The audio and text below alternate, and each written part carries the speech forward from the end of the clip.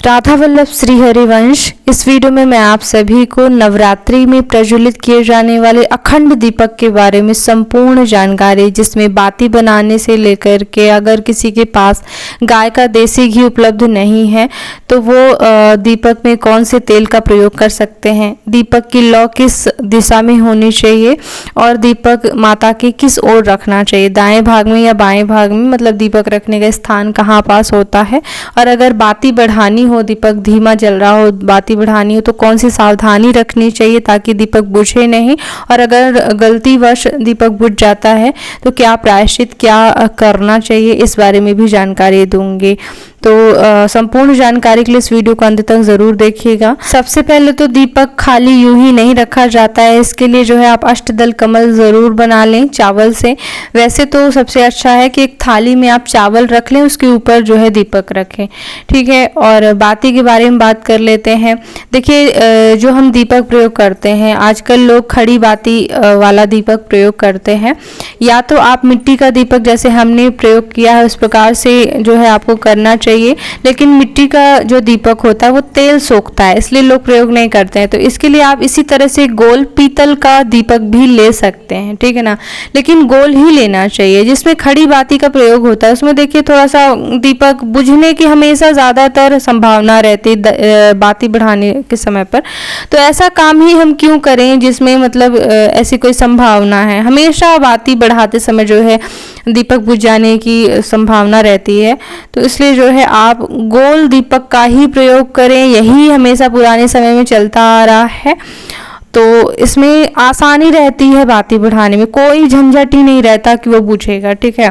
साथ ही साथ जो इसमें हम बाती बनाते हैं तो कभी भी जैसे कि शुभ कार्यों की पूजा में एक बाती का प्रयोग नहीं किया जाता है, तो आप दो बाती बनाएंगे। जैसे कि मौली धागा की यानी कच्चा सूत की जब हम बाती बनाते हैं तो वो वैसे भी पतला होता है, तो दो परत अगर हमने कर लिया, उनको चाहे आप मिला के रख दें तो इस तरह से जो है दो बातियां भी बन जाती हैं, क्योंकि ऋणात्मक धनात्मक मतलब दोनों होना चाहिए, ठीक है। एक बाती का प्रयोग नहीं किया जाता है। तो सवा हाथ की बाती का प्रयोग किया जाता है। इसके लिए आप कच्चे सूत का प्रयोग करें, दुकानदार से बोलें कि कच्चा लाल सूत आपको दें, ठीक है। कच्चा सूत जो है जल्दी जल्दी टूट जाता है, तो इसका मतलब ये मतलब प्रमाण होता है कि वो सूती है, वरना फिर वो ऐसा दे देते हैं कि पॉलीथीन जैसे वो मतलब जलता है।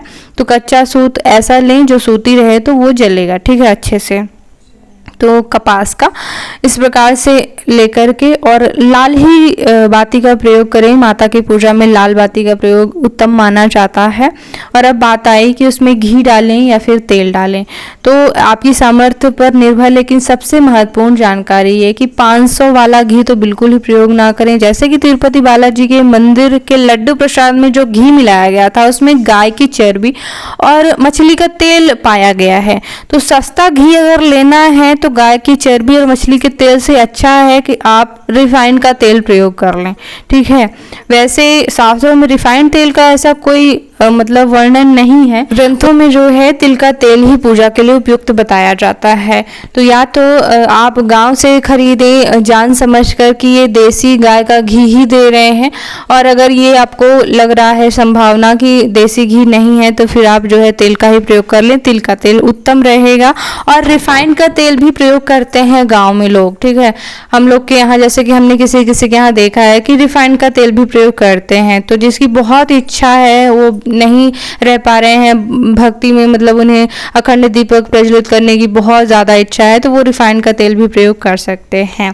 और ध्यान ये भी रखिएगा जैसे कि बरसात होने लगती है थोड़ा, या फिर जैसे इस समय पानी भी बरस रहा, ठंडी का सीज़न अगर रहता है तो घी जम भी जाता है। तो जब भी आप घी डालें दीपक में थोड़ा सा पिघला करके ही डाला करें, क्योंकि अगर बिना पिघला हुआ डाल देंगे जम जाता है घी तो फिर थोड़ा सा दीपक धीमा जलने लगता है, ठीक है। और जब भी आप बाती बढ़ाएं या फिर तेल डालें तो आपको कपड़े बदल करके ही, जिसमें आपने भोजन किया हो, आप बाथरूम आपने यूज़ किया हो, उन कपड़ों को पहन करके जो है आप दीपक की बाती ना बदलें। वो अखंड दीपक माता का स्वरूप ही माना जाता है, तो बड़े स्वच्छता के साथ, बल्कि मैं कहूँगी कि आचमन कर लिया करें हर बार, ठीक है। और फिर जो है आप बाती बदलें या तेल घी डालें, ठीक है। अब प्रश्न आता है कि दीपक किस ओर रखना चाहिए, दाएं भाग में, बाएं भाग में या बीच में। तो यह निर्भर करता है कि आपने दीपक में डाला क्या है। अगर आप घी से दीपक प्रज्वलित कर रहे हैं तो माता के दाएं भाग में घी का दीपक रखा जाता है, और अगर तेल का दीपक है तो माता के बाएं भाग में तेल का दीपक रखना चाहिए। ध्यान रखिएगा, अपने दाएं या बाएं भाग में नहीं, माता के दाएं भाग में घी का दीपक और बाएं भाग में तेल का दीपक रखा जाता है। और अगर बाती बढ़ाना हो यानी बाती खिसकाना होता है, अगर दीपक धीमा जल रहा है तो तेज जलने लगे इसलिए, तो एक काम करिएगा कि हमेशा एक छोटा दीपक बना करके और उसको अखंड दीपक की ज्योति से जला करके रख लीजिएगा। माचिस से नहीं जलाना है बल्कि बड़े अखंड दीपक से छोटा दीपक जला लेना है और रख लेना है, यानी कि ज्योति सुरक्षित रख लेनी है। क्या होता है, कभी असावधानी से गलती से अगर अखंड दीपक बुझ गया तो इसी छोटे दीपक की ज्योति से हम दोबारा अखंड दीपक प्रज्वलित कर देते हैं, यानी कि ज्योति हमारी सुरक्षित रहती है, अखंड बनी रहती है। तो इस बात का विशेष ध्यान रखना है। वैसे अगर आप गोल दीपक का प्रयोग करेंगे जैसे कि हमने किया है जो कि मिट्टी का है, अगर आप पीतल का रख लें तो बिल्कुल भी ये संभावना नहीं रहती है कि बाती बढ़ाते समय दीपक बुझेगा, क्योंकि उसमें आसानी रहती है।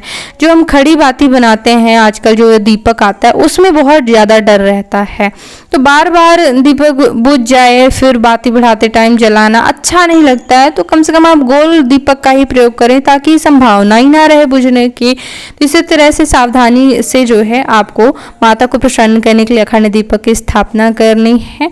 और मैंने कलश स्थापना जवारे बो करके भी अलग से एक महत्वपूर्ण वीडियो दिया हुआ है, दीपक की पूजा कैसे करनी है ये भी बताया है, और नवरात्रि व्रत के नियम भी अलग वीडियो में बताए हैं। कई वीडियो पूजा पाठ से संबंधित देती रहती है, एक बार चैनल पर ज़रूर आकर देख लीजिएगा और आप सब्सक्राइब कर सकते हैं। इस वीडियो को देखने के लिए बहुत बहुत धन्यवाद। राधे राधे, जय माता जी।